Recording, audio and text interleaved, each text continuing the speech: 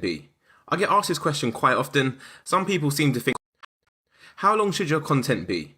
I get asked this question quite often. Some people seem to think all content should be 500 words, some think 1,000, some even think 5,000 words. However, my response is always the same. Don't guess. Instead of guessing, base it on what we know is already working. And what I mean by that is, if we look at page 1 for the keywords you want to target, look at the websites already on page 1 and see how many words they're using, that is a much better way to go about it. I actually have a 2-step process for this. Step 1 is work out the average of the top 3 websites.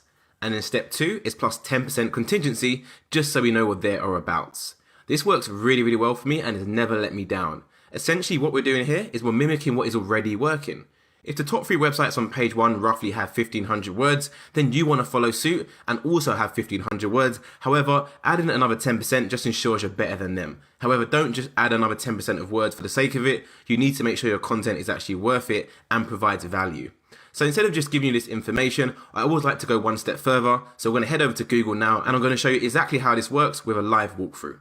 So let's imagine the keyword you want to be on page 1 for is, do you need a yoga mat? What I'd simply do is go over to Google and Google that keyword. So, do you need a yoga mat?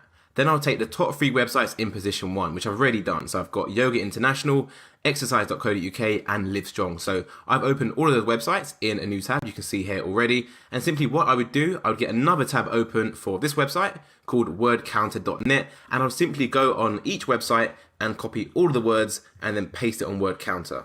So let's do that right now. So copy this and then paste that onto WordCounter. So that's the first website done, that can go. Second website, let's copy all of the content.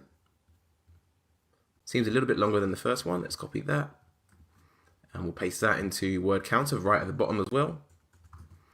Now we're done with the second website. Let's look at the third website. Let's copy all of this content. Oh, not sure what happened there. Let's take all that down. Seems to be a lot. Like so. Seems to be pretty equivalent, to be honest with you. We'll paste that in there. Scroll to the top. And as you can see, we have 2,905 words across 3 different websites. So simply what I would do, I would go to an online calculator, type in 2905, divide that by 3 as we checked 3 websites.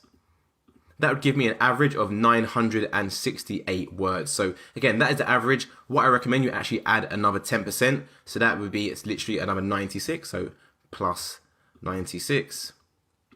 Which gives us a total of 1,064 words. Again, you don't need to work exactly to 1,064, but if this was me creating the content, then I would make sure my content is around the 1,000 word mark, as that way I know I'm going to fit in with what the other websites on page 1 are doing.